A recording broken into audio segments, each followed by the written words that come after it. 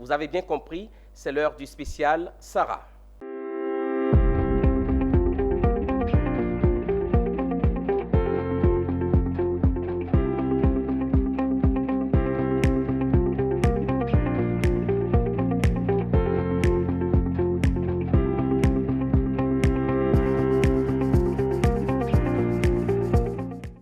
Ce journal se poursuit donc avec Lizzie Yao qui vient de nous rejoindre en plateau. Bienvenue à toi. Merci mon désir Nassim. Avec quoi démarrons-nous la 6e journée du Sahara? Nous démarrons avec l'ONG internationale Solidaridad qui a procédé au lancement de son projet P2P. Pathways to Prosperity, les sentiers de la prospérité, un projet visant à contribuer à rendre le secteur du cacao prospère et durable pour les petits producteurs. Le lancement du projet a été fait à l'occasion du grand rendez-vous économique et agricole, le Sahara 2023. Les organisations professionnelles, industrielles et entrepreneurs ruraux du secteur du cacao et du palmier à huile ivoirien bénéficieront d'un soutien de 3 500 000 € pour le développement de leurs activités. Un soutien financier issu du projet dénommé les Sentiers de la Prospérité, initié par l'organisation internationale Solidaridad. Son objectif est répondre aux défis de productivité de ces produits agricoles et trouver les moyens de les emmener à leur plein potentiel tout en améliorant la vie des producteurs. More traction in terms of sustainable production. On va travailler avec les différents ministères de sorte à ce qu'il y ait une collaboration qui puisse emmener à un certain niveau de retombées positives économiques déjà, et qu'il y a aussi des retombées aussi pour les cultivateurs que nous avons, pour les différents agriculteurs et tout, parce que nous avons des produits phares qui sont le cacao et l'huile de palme. Et c'est des produits qui ne doivent pas rester à la traîne.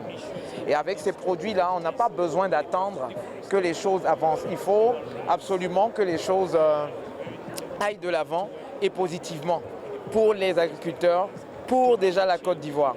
Donc comment est-ce qu'on travaille ensemble pour que ces produits-là puissent être mis à un niveau supérieur et entrer dans le marché international? C'est ce à quoi Solidaridad s'attelle aujourd'hui. Qui a droit à ce projet? Il faut être d'abord producteur de cacao et palmier à huile et être membre d'une coopérative agréée par le Conseil Café Cacao et par l'AIPH. Déjà, il faut faire partie de la FENACOPACI dans l'AIPH. Aussi, il faut être une entreprise de petite et moyenne dimension œuvrant dans le milieu rural qui concerne les deux spéculations que nous avons parlé, et ces spéculations sont le cacao et le palmier à huile.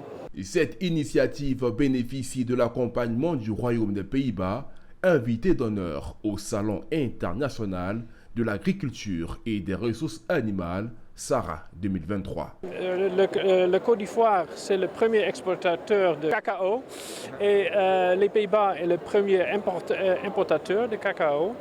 Donc nous avons des liens agricoles très forts. Et donc nous travaillons ensemble avec le Solidaridad pour une chaîne de valeur plus durable et aussi avec plus de transformation. Aujourd'hui, nous avons lancé un programme pour 7 ans avec un montant d'euros de 85 millions d'euros. Ce n'est pas seulement pour la Côte d'Ivoire, c'est pour 17 pays. Et je pense que le programme vise à renforcer la position des producteurs. Notons que le projet Les Sentiers de la Prospérité, qui vient d'être lancé en Côte d'Ivoire, se tiendra sur la période 2023-2029. Il concerne 17 pays, dont 3 de l'Afrique de l'Ouest, et est doté d'un fonds de 86 millions d'euros, dont 3 millions sont attribués à la Côte d'Ivoire.